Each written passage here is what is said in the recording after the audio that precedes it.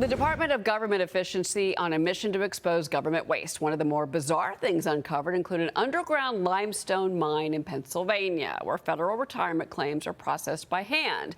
It also found Boeing overcharged the Pentagon by 8,000% for soap dispensers last October.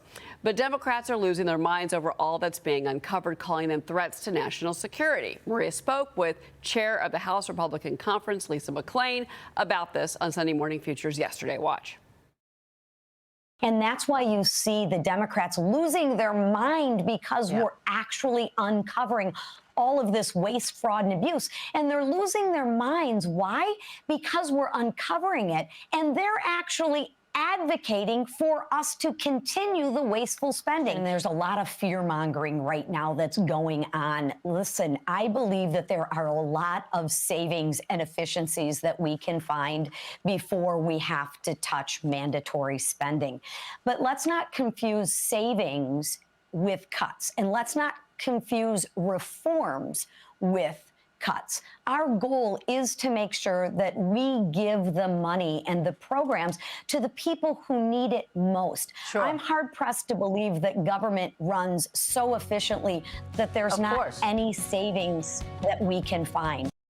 Joining me now, Heritage Foundation and Heritage Action President and author of Dawn's Early Light, Taking Back Washington to Save America, Kevin Roberts. Kevin, thank you so much for joining us this President's Day. It's always great to speak with you.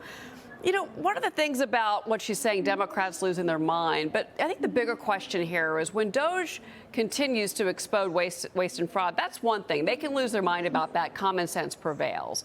But the bigger question is going to be when the cuts that are going to be proposed to the federal government, if you're going to hit that $2 trillion mark, are actually going to be put down on paper. What are these congressional members going to do when they're told that something in their district, in their state, is going to be cut? That's the politics of this, Kevin.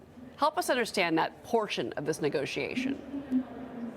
Well, Cheryl, always great to be with you. Ultimately, they're going to have to take hard votes in the same way that multiple times in modern American history, about once in a generation when our fiscal house becomes so disordered, that members of Congress have to stand up for the common good. They have to stand up for fiscal sanity. And I'm certainly not suggesting that those are easy votes when you're getting cuts in your district, but all Americans are going to have to see these kinds of budget cuts in our respective districts, our respective states, for the following reason. The United States of America has been on a fiscal cliff, or a path to a fiscal cliff, for too long. Both Republicans and Democrats in Congress and in the White House are responsible for that.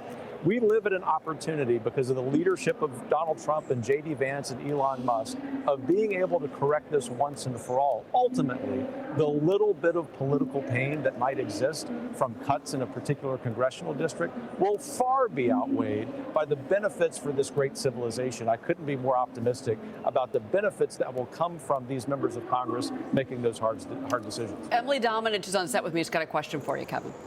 You know, I couldn't agree more that it's important to do these budget cuts, but isn't that hard to tell some of these members who are in districts where, you know, Democrats typically win, and when we have a 2-seat majority in the House? How do we balance that with our desire to sort of be able to back up Trump's agenda over the 4 years of his presidency?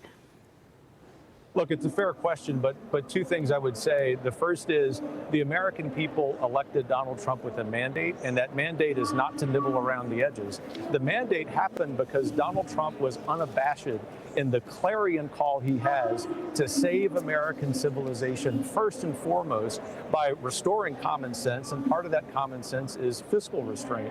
But the second point, which goes to the heart of your very good question, yes, there may be some politically difficult decisions that members of Congress have to make, especially if they're in swing districts. But I will submit to you, there are far more swing districts held by Democrats that are endangered because they continue to express their fealty to nonsense than there are Republicans in swing districts who I think are very capable as individual members of Congress of explaining those votes if they do the following, and that is tie their vote to this revolution of common sense, this restoration of America that's happening before our very eyes. As you can tell, I'm real optimistic about what happens when politicians talk about an aspirational vision for their people, everyday Americans who for too long have been subjugated by the nonsense of elites in Washington.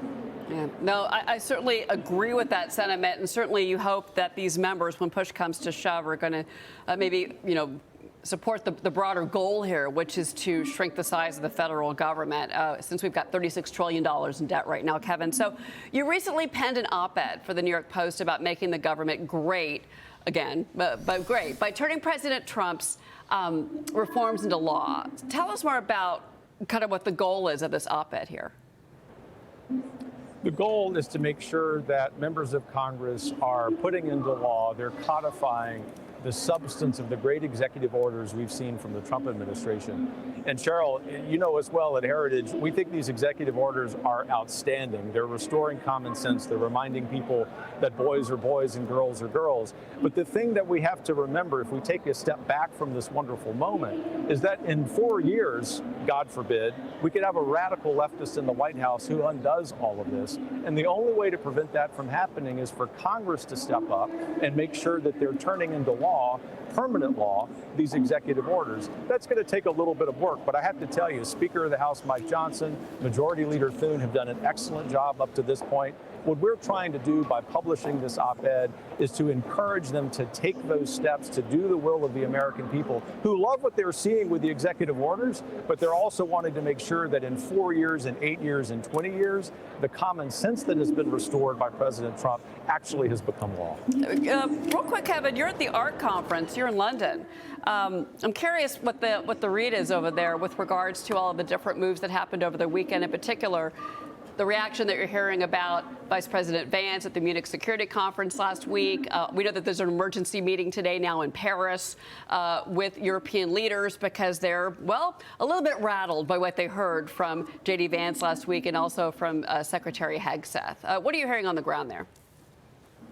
Well, ARC, as you know, Cheryl, is the anti-Davos. So there are 4,000 people here who are ready to displace the power of the elites, and they're all celebrating the wonderful words of Vice President Vance. I think that's one of the most important speeches in modern political history for this reason. It gave a much-needed and long overdue reality check to European elites who continue to tell us how to live our lives, and they love to wag their fingers at the United States and tell us what we need to do for the sake of our people. J.D. Vance and Donald Trump are restoring order, not just to the United States, but to all of the West. And everyone here celebrates what J.D. Vance had to say, as they should. Okay. Real quick before you go, just real quick, a word on GOP leader Mitch McConnell. He's getting a lot of criticism from Republicans because he voted against a lot of President Trump's cabinet picks. Your reaction? It's apparent to me Mitch McConnell loves Vladimir Zelensky more than he does Donald Trump. That's the problem with him. It's the problem with the establishment in Washington. And it's sort of like an aging quarterback whose best days are behind him. It's time for him to retire. We wish him a long and healthy retirement, but we want our country back, and he's standing in the way. Yeah, he has had some health issues, which is unfortunate, Kevin. So, Kevin, thank you for being here. Kevin Roberts, always great to speak with you.